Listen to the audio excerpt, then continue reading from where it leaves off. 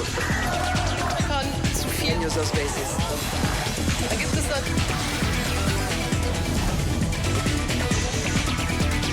Zoom a la noticia con Andrea Bernal. Hola, ¿qué tal? Bienvenidos, soy Andrea Bernal, esto es Zoom a la noticia. Vamos a enfocar nuestro lente hoy en las redes sociales. Estos son los hechos. Retos, videos tutoriales, desafíos peligrosos, todo esto está encendiendo las alarmas en el mundo sobre los riesgos a los que están expuestos niños, jóvenes, incluso adultos en las redes sociales hoy en día. Todos los días se hacen cada vez más populares este tipo de contenidos que están afectando la integridad física, mental de miles de usuarios que pues sin ningún tipo de restricción o filtro son publicados en las plataformas virtuales. Lo que buscan es manipular a los chicos para que hagan determinadas acciones, ya sea para que se lastimen, para que brinden información personal, para que vean videos violentos o imágenes que no son aptas para ellos. El debate. Nos preguntamos hoy si son cada vez más peligrosas las redes sociales, cuáles son los riesgos a los que estamos expuestos en estas plataformas y qué hacer realmente para protegernos de estos peligros. ¿Cuál es la responsabilidad de las redes sociales, de los usuarios, de los padres, de los colegios? Es lo que vamos a debatir hoy aquí en Zoom a la Noticia. Les doy la bienvenida. Empezamos quizás por lo más coyuntural, porque ejemplos lastimosamente hay muchos, pero lo que está hoy por hoy en América Latina llamando la atención, poniendo los pelos de punta de los padres de familia, de los profesores, es un tal Momo Challenge. El ahorcado, que son dos retos virales que se encuentran actualmente en las redes y que ponen en riesgo la integridad física de cientos de usuarios, especialmente niños, especialmente los más vulnerables. Y ante el aumento en los casos de niños y jóvenes afectados por estos contenidos, las autoridades y expertos en seguridad informática piden a los padres de familia estar alerta y proteger a sus hijos, a sus niños, mientras navegan en la red. Las redes sociales día a día llegan con nuevos retos y peligros que ponen en riesgo la integridad física y psicológica de los menores de edad. Hay retos virales que, por ejemplo, tienen que lastimarse la piel, quemarse o incluso pararse en el borde de un precipicio. O hay ya personajes, como fue la ballena azul en su momento o es Momo ahora, que lo que hacen es interactuar con los chicos a través de estas redes sociales y mostrarles contenido violento, contenido no apto para menores.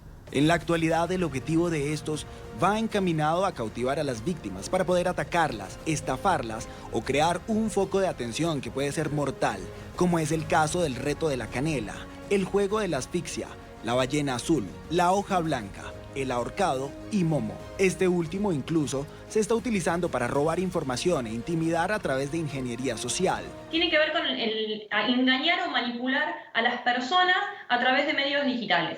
En este caso de los retos virales, muchas veces estas cuentas o estos personajes que aparecen en distintos videos o en distintos perfiles, lo que buscan es manipular a los chicos para que hagan determinadas acciones. El Momo Challenge incluso cobró recientemente la vida de un menor de edad en Florida. Aparentemente el niño habló en repetidas ocasiones de la muñeca con apariencia diabólica antes de quitarse la vida, según sus padres. Mi niño era una personita muy especial, muy sensible, muy alegre. Por eso la pregunta de hoy en nuestro programa es la siguiente. En @NTN24 Zoom ustedes pueden ayudarnos también con el debate. ¿Usted cree que las redes sociales cada vez son más peligrosas? El hashtag de hoy es #Zoom redes sociales. Vamos a debatir ese tema. Quiero saludar en nuestro Centro Internacional de Noticias a Maximiliano Cantis. Sí, ¿Estoy bien, Maximiliano? ¿Cómo estás? Bien, gracias. Gracias por estar con nosotros hoy aquí en el programa. También está con nosotros María Paz Canales, ella es directora ejecutiva de Derechos Digitales y Maximiliano es especialista en seguridad informática de la firma ESET para Colombia. Les agradezco mucho por este tema. Siempre hacemos más como cosas políticas en este programa, pero la realidad es que no podemos taparnos con un antifaz lo que está sucediendo alrededor de las redes sociales y que está preocupando sobre todo a los padres de familia, en los colegios, colegios. Yo soy mamá de un niño de 4 años y nos mandan todo el tiempo charlas sobre redes sociales, casos que han existido, cómo hacer el approach de niños tan pequeños a YouTube, a las redes sociales, a las cosas que se pueden encontrar en los teléfonos. Y ya hay casos, hay un par de casos esta mañana de unas niñas aquí en Colombia que desaparecieron ayer. Parece que intentaron suicidarse justamente por un grupo de Facebook. Entonces, a veces uno dice, bueno, ¿de qué estamos hablando, Maximiliano? Y la pregunta es, ¿qué está pasando en las redes sociales? Bueno, las redes sociales, tanto como en Internet, hay cosas muy buenas y cosas no tan buenas como las que estamos hablando hoy. ¿Y cosas no tan buenas o cosas muy malas? Y cosas muy malas, exactamente. ¿Y por qué? A ver, vamos a contextualizar algunas cosas, ¿no? Porque el tema es bastante amplio y no es lo mismo un chico de 4 años, como mencionabas recién, o un adolescente. Esto de los retos, nosotros desde SET estamos viendo que tienen mucho impacto en los adolescentes, también desde un punto de vista psicológico. ¿Por qué? Porque la adolescencia es una etapa muy especial en el ser humano en donde está buscando justamente el horizonte para ingresar al mundo adulto. Y en esa búsqueda hay algo fundamental en el desarrollo psicológico de las personas que tiene que ver con el reconocimiento del otro. Entonces, ¿qué pasa? Los retos justamente dan la posibilidad de mostrar que yo puedo hacer determinadas cosas. Y en ese poder hacer, el otro me valida con un like en mi red social, ¿sí? Eso que estoy haciendo. Y a la vez empiezo a incrementar la cantidad de followers, que es algo que hoy está sobrevalorado entre los adolescentes porque justamente está asociado a esto de la aprobación y sentirse parte de, además. Sentirse parte de. Entonces, esto es importante entenderlo porque los redes sociales entran acá. Cubren esta necesidad, ¿sí? Entonces, bueno, acá es donde los chicos, algunos retos son más inocentes que otros, pero aparecen estos retos ya de, por ejemplo, sostener un hielo con sal durante un tiempo hasta que no aguantemos más y eso termina quemándonos la piel. Claro. ¿Sí? Entonces, ahí es donde los padres cumplen un rol fundamental. Nosotros desde SET tenemos una visión que los padres tienen que ser padres digitales. ¿Qué significa esto? Es decir, hay una función paterna que históricamente uno ya conoce, ¿no? o va aprendiendo todo el tiempo, pero que tiene que ver con esto de cuidar a los chicos en entornos más conocidos, en el colegio, en casa, esa charla nocturna en la comida. Pero también es cierto que los chicos cuando están en Internet están solos. En realidad no están solos, están con un montón de gente que no conocemos. Y se encuentran de repente con perfiles falsos sin que ellos lo sepan. Una de las tendencias más fuertes que hay en Internet hoy, tiene que ver con el grooming. ¿Qué es el grooming? Son delincuentes que arman perfiles falsos, contactan a menores y les hacen creer, para generar confianza, que también son menores, que comparten los mismos gustos, hasta que en algún momento le piden fotos, ¿no? De contenido sexual, erótico, ¿sí? Entonces, esto es el mundo que también existe en Internet, con el cual los chicos se encuentran, y ahí es donde los padres tienen que estar cerca, ¿no? María Paz, bienvenida y gracias por estar con nosotros. Frente a eso, porque ya vamos a ver también de las responsabilidades, ¿no? ¿De quién es la responsabilidad?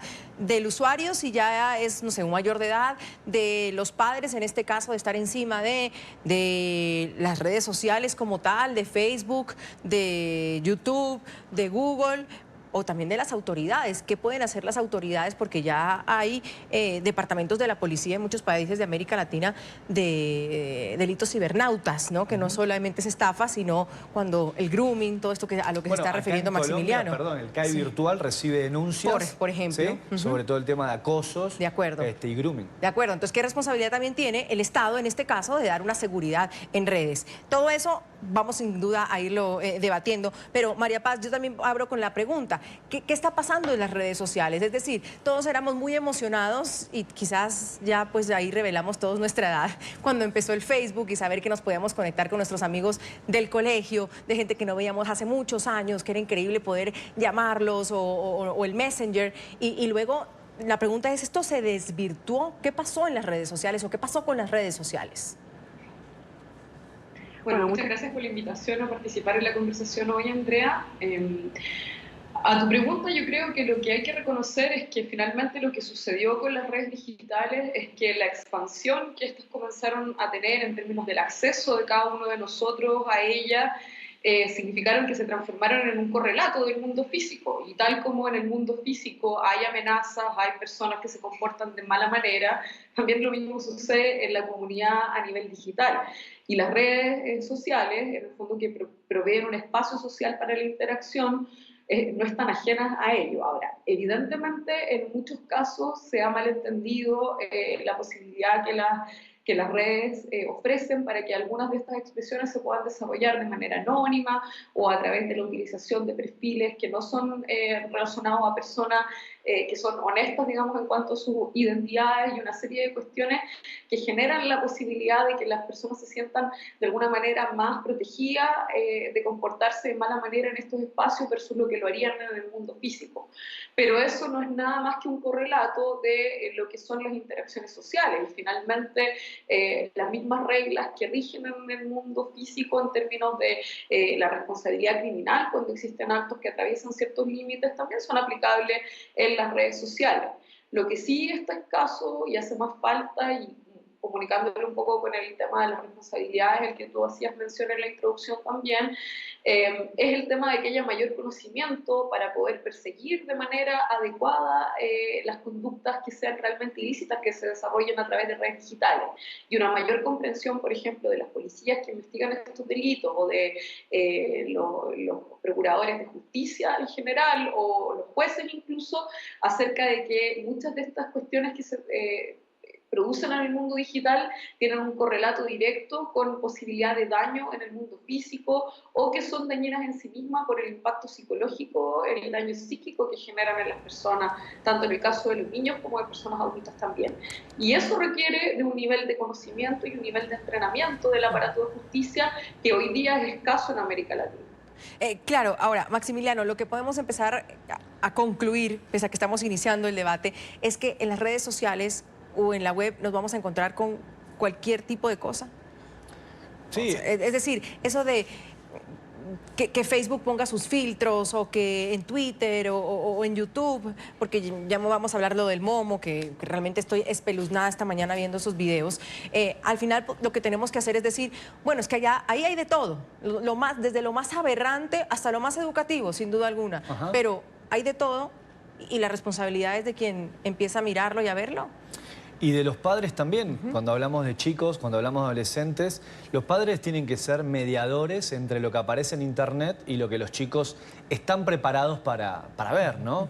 Y acá también entra un tema tecnológico, ¿sí? Porque es cierto que los padres tienen que educar a los hijos, tienen que estar cerca, pero hoy existen herramientas de control parental que permiten facilitar esto, no son infalibles, ¿sí? De hecho, ahora podemos hablar un poco de qué es lo que está pasando incluso en plataformas como YouTube, en donde finalmente en aplicaciones como YouTube Kids... Es que a eso iba, y estoy aterrada. De YouTube se va uno al YouTube Kids porque piensa que ahí sus hijos van a estar más seguros y tenemos esos videos, después o producción mientras hablamos me lo muestra, empieza con Peppa Pig, empieza con todas las cositas lindas que ven los niños y en la mitad está ese momo que le dice, haz esto, suicídate, coge un juguete peligroso y pásate por los brazos.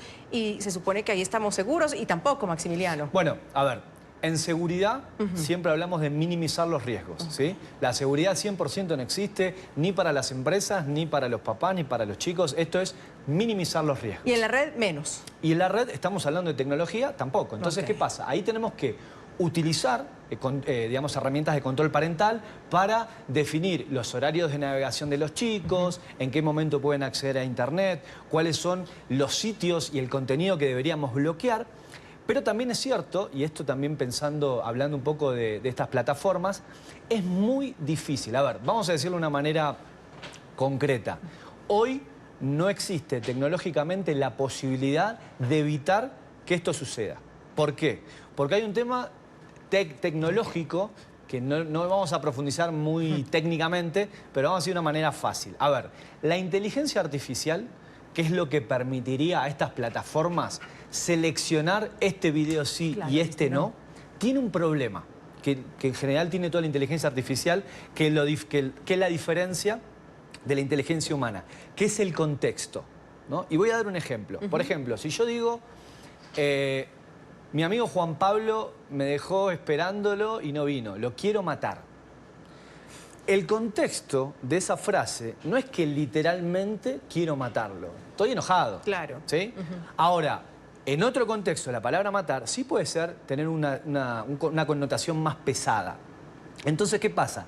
La inteligencia artificial, que no es más ni menos que una ecuación, una función matemática, que va diciendo, bueno, si pasa esto, entonces esto, se encuentra y empieza a categorizar y a valorizar. Por ejemplo, si en el video, a nivel audio, aparece la frase te extrañé mucho, vale 40.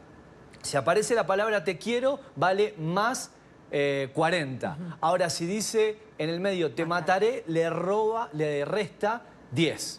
Entonces, si estoy arriba de 70 o de 60 o lo que sea, hay una tolerancia donde la inteligencia artificial define y hace el corte y toma una decisión. Entonces, en esos contextos, las redes sociales se encuentran con una limitación tecnológica. Están invirtiendo, pero puede pasar que aparezca esto, ¿no? Un video de Momo en medio de un video infantil aparentemente inocente. Sí. Ahora, María Paz, ¿concuerda usted como Maximiliano en eso? Que no es posible realmente que la tecnología en este momento pueda retirar todo eso de las redes, y lo vivíamos la semana pasada. Este mismo viernes hicimos un debate sobre lo que pasaba en Facebook Live, 17 minutos de un asesinato en directo, y Facebook no pudo hacer nada en 17 minutos y murieron 50 personas. Entonces, estamos de acuerdo que en estos momentos no es posible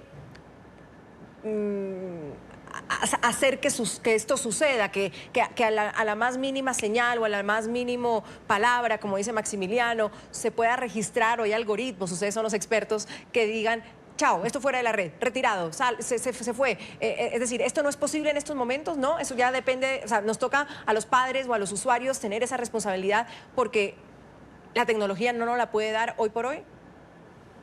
Totalmente, o sea, concuerdo en lo que señala Maximiliano, y no solamente es algo que no es posible hoy, también es algo que, tal como Maximiliano no va a ser posible, es una cuestión de riesgos, es una reducción que se puede realizar de los riesgos, digamos, de exposición a material que sea dañino como este que estamos conversando, y las plataformas están realizando esfuerzo. Hay muchos controles que ellos están implementando de manera preventiva, pero tal como pasó con la imagen del Facebook Live de la semana pasada con el tiroteo, existen limitaciones en términos de la detección precoz de este contenido. En general, las plataformas responden cuando hay alertas de los usuarios acerca de la presencia de un contenido que puede ser dañino, que puede ser ilícito, que puede ser perjudicial. Pero también hay una tarea de los usuarios, justamente, que era lo que tú preguntabas al principio, tanto de los padres como de los usuarios adultos o de los niños, en la medida en que van desarrollándose. O sea, evidentemente a niños pequeños, como lo que tú decías, tu hijo de 4 años, no le puedes exigir que él tenga un nivel de conocimiento, de uso de las herramientas mayor, porque es muy pequeño todavía. Pero los niños, de la misma manera que al crecer se les van enseñando habilidades de cómo utilizar la tecnología, tanto para hacer tareas como hacer otras actividades, también se les debe ir educando en la disponibilidad de herramientas que existen para enfrentarse a este tipo de amenazas. Por ejemplo, cómo denunciar, dónde pedir ayuda, identificar el contenido que pueda ser problemático. Hay algunas plataformas que están haciendo crecientes esfuerzos como para entregar más herramientas de ese tipo a sus usuarios, incluyendo a los niños. Por ejemplo, en Instagram hay algunas alertas que permiten, por ejemplo, tomar en contacto con niños o con personas que en general pongan mensajes que revelen algún tipo de actitud suicida, y se les ofrece a través de un mensaje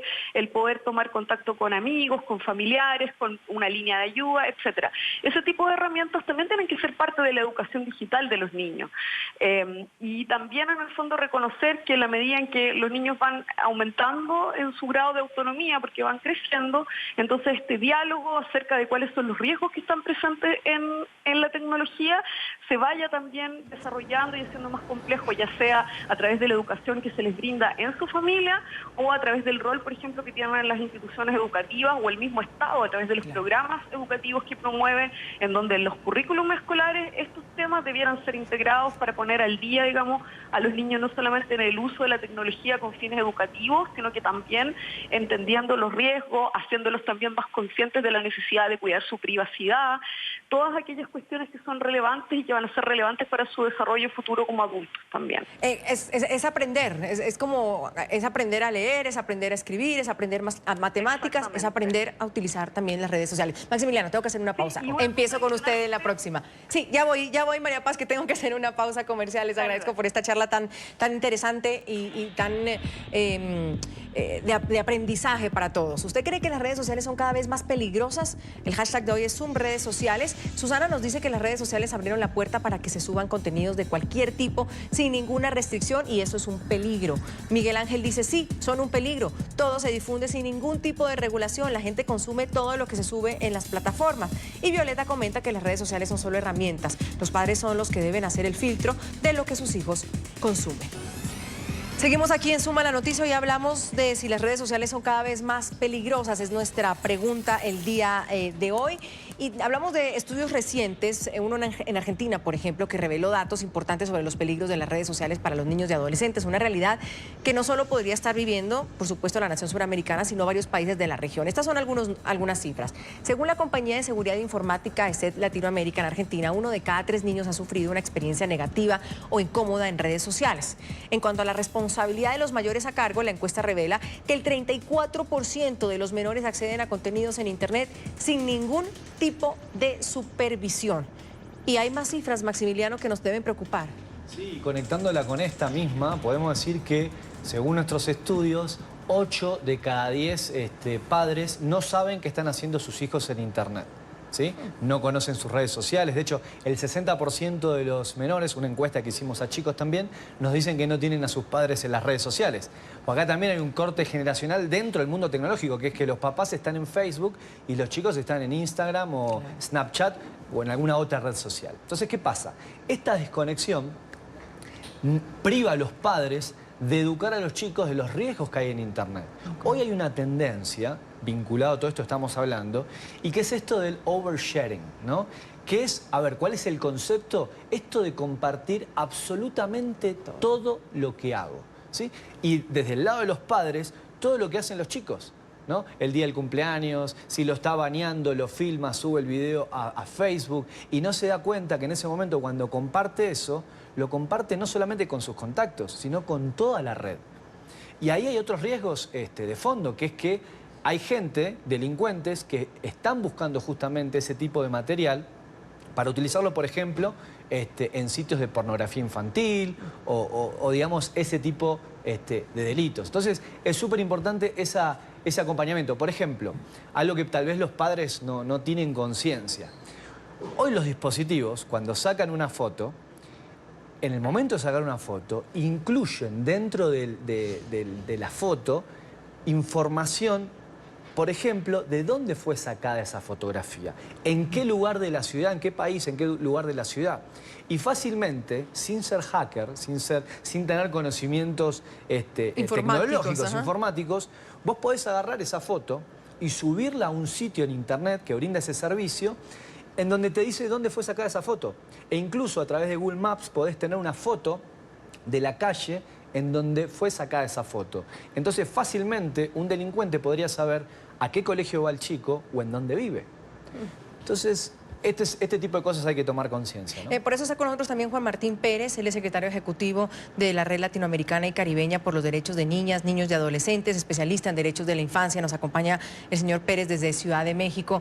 Señor Pérez, gracias por acompañarnos.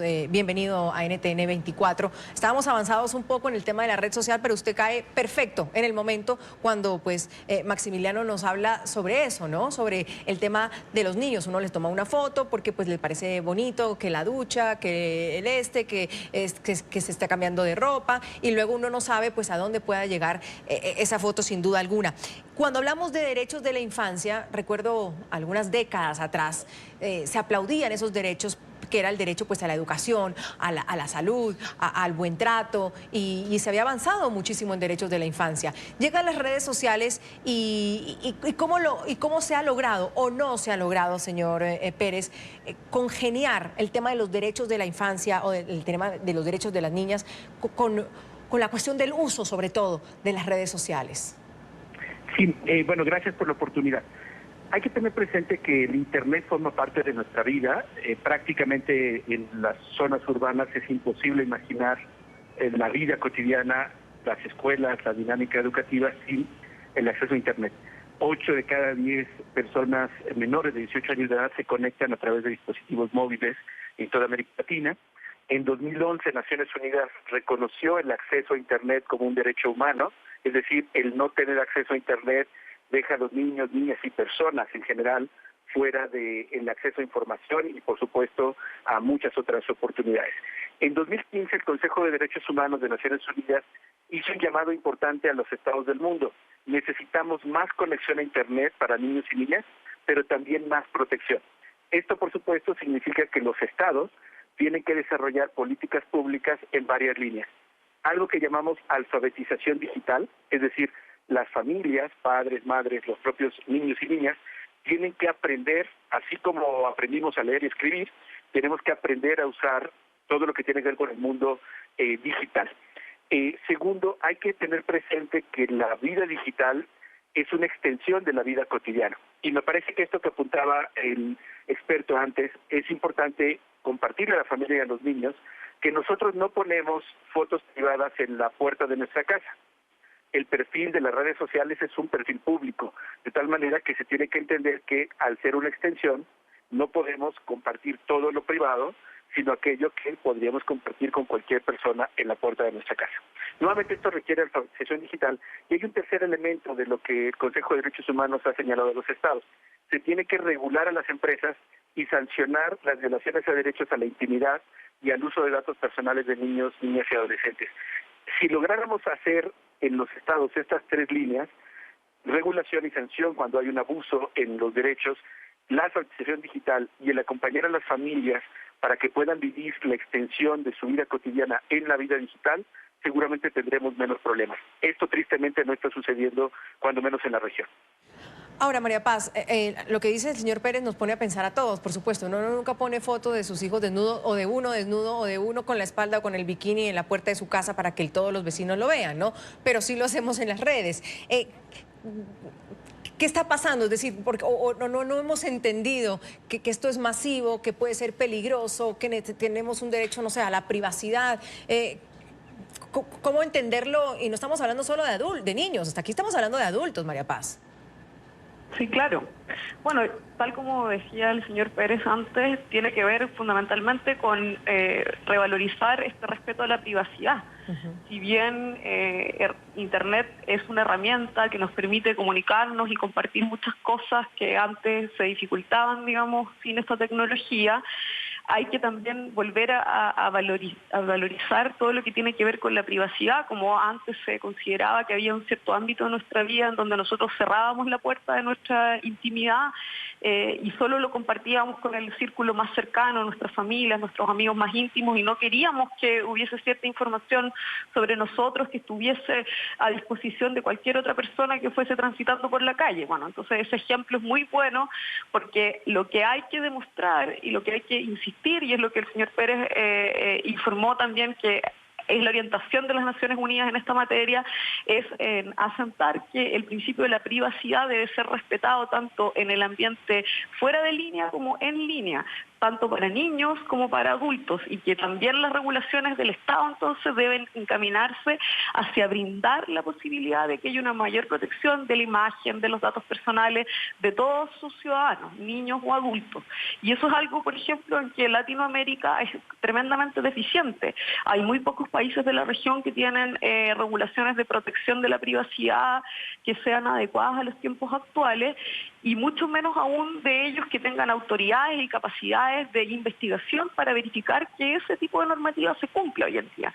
Entonces ahí hay un elemento, por ejemplo, del cual después cuando vemos las consecuencias, como estos casos que estamos discutiendo, en donde hay contenidos dañinos que se difunden a través de las redes, o se producen daños a los niños por información que se comparte a través de las redes, decimos, hoy pero el contenido es nocivo, las redes están mal, pero no nos preguntamos cuáles son las causas más profundas. Las causas más profundas tienen que ver con el abandono de la preocupación del resguardo de la privacidad desde la perspectiva perspectiva regulatoria y desde la perspectiva educativa, como lo mencionaba el señor Pérez antes. Ahora, yo siento que un poco de todas maneras estamos hablando del usuario, Maximiliano, los papás, los profesores, los adolescentes, los adultos frente a su privacidad. ¿Qué responsabilidad tienen esas redes sociales? ¿Qué responsabilidad tiene Facebook de tener 17 minutos al aire una matanza? ¿Qué responsabilidad tiene Instagram de tener cuentas de chicas o hombres de pornografía para que uno interactúe con ellos? ¿Cuál es la responsabilidad de esas redes sociales? Bueno, esa responsabilidad tiene mucho que ver con el rol que debe cumplir el Estado también, ¿sí? Porque el tema este es muy complejo y tiene miles de aristas. Si abrimos todas, hablamos 1000 horas, ¿no? Pero ¿El Estado debe ser regulador? El Estado tiene que tener una ley de protección de datos, por ejemplo, ¿sí? Aquí en Colombia existe la ley de protección de datos, que es la ley 1581, ¿no? A partir de estas leyes, que en Europa están siendo muy estrictos y muy rígidos con esto, se empieza como a marcar la cancha, ¿no? Así decimos en Argentina, empezamos a marcar la cancha a estas empresas, para que estas empresas tengan un marco de cómo tienen que manejar la información de los usuarios. Hubo un caso el año pasado muy conocido, que fue esto de Facebook y Cambridge Analytica, en donde, ¿no?, apareció todo esto del uso de la información de millones de usuarios, ¿sí?, para perfilar la voluntad electoral y, bueno, y poder direccionar algunos mensajes utilizando información sin consentimiento de los usuarios. Con lo cual, ahí la responsabilidad de las redes sociales es total. Obviamente, ahí es donde el gobierno, los gobiernos, tienen que ayudar también con un marco legal para que se sientan un poco controlados en ese sentido. Ahora, volviendo a lo que hablábamos antes, la tecnología relacionado con todo esto de la inteligencia artificial, definitivamente tiene que haber inversión por ese lado. O sea, estas empresas tienen que invertir, y sé que lo están haciendo, pero es complejo el tema, justamente para ser proactivos en la detección de este tipo de amenazas, ¿no? Claro, porque me refiero, por ejemplo, en televisión. En televisión hay un horario de adultos, hay un horario de menores. En televisión abierta uno no ve películas de pornografía a cualquier hora. En televisión abierta uno no ve suicidios de niños en ciertos horarios, incluso pues no ve matanzas. O sea, es decir, la televisión ha estado regulada, o los medios de comunicación tradicionales, digámoslo así, han estado regulados. Pero entra el internet y parece que o no hubo regulación o fue muy tarde, Maximiliano. ¿Te puedo hacer un comentario adicional a esto? Sí, adelante. Te diría que es un comentario hasta psicosociológico. Y tiene algo que a mí me interesa muchísimo, que he leído sobre el tema, y es qué incidencia tiene Internet en la humanidad desde el punto de vista de las cosas que empiezan a aparecer a partir de Internet. Y hay algo que diferencia a Internet de la vida, si se quiere, física, y es esto del anonimato. De que desde el anonimato uno puede hacer un montón de cosas, cometer delitos, sin ser detectados porque las tecnologías así lo permiten. Entonces, ¿qué pasa? Esta parte mala de Internet, esta posibilidad de ser anónimos, comienza a estimular una serie de perversiones y las potencializa, porque, por ejemplo, la pornografía infantil desde Internet ha crecido un montón, justamente por esto, por la facilidad de intercambio de esto y de poder comprar sin ser detectado. Justamente esto empieza a traer también Internet y las redes sociales. De nuevo, no hay que demonizar porque Internet tiene cosas extraordinarias. Lo que sí hay que tener conciencia de que las reglas del juego han cambiado y que nuestros hijos, volviendo al tema de los chicos, conocen gente a través de las redes sociales. No necesitan ir a un bar, no necesitan conocer a alguien solamente en la universidad, sino a través de las redes sociales pueden estar conociendo gente todo el tiempo, y estar en contacto con personas de otros países, y que eso tiene una parte interesante, linda, pero también tiene otro costado oscuro, peligroso, que ellos no conocen. Juan Martín, cuando dice Maximiliano sobre el Estado o la responsabilidad también del Estado, y yo le pregunto si el Estado debe controlar, ahí hay también un gran debate frente a eso, porque la Unión Europea le tiene puesto el ojo a Facebook justamente por la cuestión del control de datos, también en Estados Unidos. Pero pues una cosa, dice el usuario, y también pues la cuestión de la libertad de expresión y de contenidos, que el Estado debe entrar a ser regulador Juan Martín? Sí, hay que tener presente que la industria está buscando generar dinero. Lo que tenemos que ayudar a que entiendan desde la investigación, las organizaciones, las familias, es a que la mejor forma de hacer dinero ético es cuidándonos todas y todos. Facebook, Twitter y cualquier otra, Instagram o cualquier otra plataforma de redes sociales, tienen agentes esencialmente dedicados a todos estos temas que están en diálogo con las autoridades. Pero aquí viene un rol muy importante del Estado, que ya lo explicaban antes nuestros colegas. La ley de protección de datos, la sanción cuando se distribuye contenido no consentido, toda esta situación del sexting o la sextorsión, son acciones muy concretas que puede hacer. Pero insisto mucho en la alfabetización digital, porque eso sí es una responsabilidad del Estado a través de las políticas públicas que permitiría que pudiéramos entender todas y todos lo que ya han explicado antes, que esta es una realidad que tenemos ahora y sobre la cual ya no vamos a poder cambiar, salvo que nos adaptemos y mejoremos los marcos normativos, la forma en la que el Estado interactúa con la industria y la acción que limite la libertad de expresión, que ese es el límite, diría yo, sino esencialmente un Estado que regula la seguridad e integridad y los nuevos derechos emergentes que aparecen con las redes sociales, donde, insisto, la mayor parte de las personas adolescentes y menores de edad hacen su vida. Ya no ven televisión, ya no en otros medios, sino ahí. Y por ello la urgencia de que junto con las familias el Estado pueda tener un rol mucho más de, cuando hablo de regulador, no quiere decir censura, quiere decir establecer los marcos de actuación que permitan proteger la vida, la integridad, la dignidad de los niños, niñas y adolescentes. Ahora, María Paz, este tema nace un poco el día de hoy por un interés personal, sin duda alguna, de cómo los niños están usando las redes sociales o el YouTube o los videos que hay. Porque también me preguntaba, bueno, ¿quiénes están detrás de esto, de hacer un daño como el que nos contaba Maximiliano? Es decir, el grooming, por ejemplo, que bueno, ahí podemos hablar de una organización delincuencial, ¿no? Pero el que hace un video, lo teníamos ahí, si el reel me permiten el reel, por favor, hay una cosa de Peppa Pig y luego en la mitad de Peppa Pig aparece un video de estos con un mensaje macabro y entonces un niño está viendo, ahí lo tenemos, uno puede decir, hay como saber, María Paz, o las autoridades o las policías que ya hay en muchos países de América Latina, y lo decía Maximiliano, pues policías de ciberseguridad que no tienen que ver solo con estafas, sino con esto, identificar quiénes son los enfermos, porque es que no me entra otra palabra, quiénes son los enfermos que están detrás de estos retos que llaman a los jóvenes a hacerse daño, a suicidarse, a llegar a matarse. Detrás de todo esto hay forma que haya una, no sé si la autoridad o el Estado, pero que sí se creen servicios de inteligencia, en este caso, de saber quiénes están detrás de todo esto. Sí, bueno, esto se conecta con lo que yo comentaba en mi primer comentario al inicio del programa, en relación a la capacidad de entendimiento de parte de las autoridades y de los operadores del sistema judicial en la región, en relación a la gravedad que tienen este tipo de hechos y la conexión en el fondo que tiene la distribución de este material digital con daños efectivos que se dan en el mundo físico. Porque muchas veces por no tener una formación suficiente, digamos, en los temas tecnológicos y en el impacto que tiene la distribución de estos contenidos a través de las redes digitales en la vida física y en la vida la integridad psíquica de las personas y en particular los niños, cuando se reciben denuncias de parte de algunos padres o de establecimientos educativos, estas no se toman en consideración y no se miran con la gravedad y por lo tanto no se inician los procedimientos de investigación que corresponderían.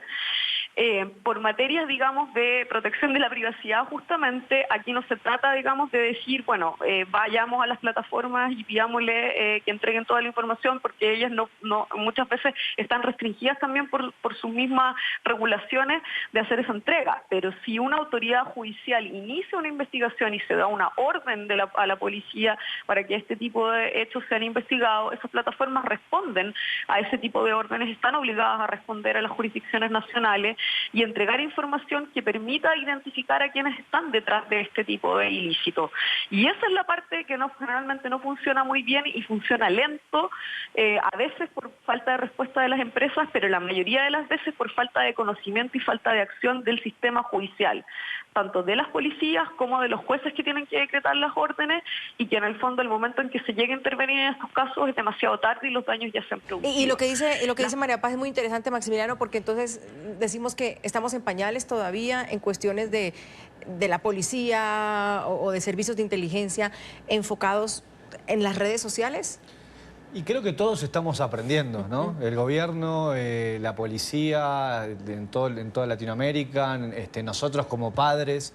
Es ahí donde nosotros, a veces en estas situaciones me gusta dar como ejemplos muy concretos de qué podrían hacer los padres para darse cuenta qué tan inseguro puede estar un hijo, ¿no? ¿Le parece si lo dejamos para después de la pausa? Que yo iba justamente con las recomendaciones. Ya en la práctica, ¿qué podemos hacer? ¿Qué les dicen los expertos a los padres, a los alumnos, a los adolescentes, a los profesores? Y en general, pues a la sociedad, ¿qué podemos hacer? ¿Cuáles son las recomendaciones? La pregunta de hoy es: ¿usted cree que las redes sociales son cada vez más peligrosas? Lo pueden hacer bajo el hashtag Zoom redes sociales. Laura dice que ya son muchos los casos de acoso, bullying, matoneo en redes sociales. Es obvio que son un peligro, y más aún cuando se trata de niños y adolescentes. También David nos comenta, gracias David, no se puede generalizar que todo lo de las redes sociales es malo. Se debe aprender a usar las herramientas de seguridad de las plataformas. Y Esperanza comenta que las plataformas de las redes sociales tienen la capacidad de quitar contenidos y no lo hacen. Ellos son los que deben regular lo que se sube en las redes y también poner filtros. Seguimos aquí en Suma la Noticia. Hoy hablamos sobre las redes sociales y si usted cree que cada vez son más peligrosas. Maximiliano Cantis es especialista en seguridad informática de la firma ESET para Colombia, pues nos ha dado también, junto con María Paz y Juan Martín Pérez, cada uno desde Santiago, desde México, un diagnóstico de qué se puede hacer, cómo está preparado el Estado, los padres de familia, la responsabilidad de los usuarios. Pero quiero sentarme en estos últimos 6 minutos en recomendaciones, porque cuando uno ya está tan asustado también a veces de qué le está mostrando uno a sus hijos, de si realmente entonces el celular y las tabletas y todo se acaba para ellos y se los mete en un cajón y no más eso, o qué podemos hacer, o cómo estar más atentos. No dramaticemos tanto. Hay que seguir con las redes sociales. Acabemos con eso, que el teléfono celular se esconda, que las tabletas, y uno, esperemos, escuchemos de los expertos. Y aparte nos ponemos en contra de los chicos. Además. Que es todo lo contrario. Claro. A ver, nadie mejor que un papá, que una mamá para conocer a los chicos, así que lo primero que hay que hacer es estar atentos a ciertos síntomas.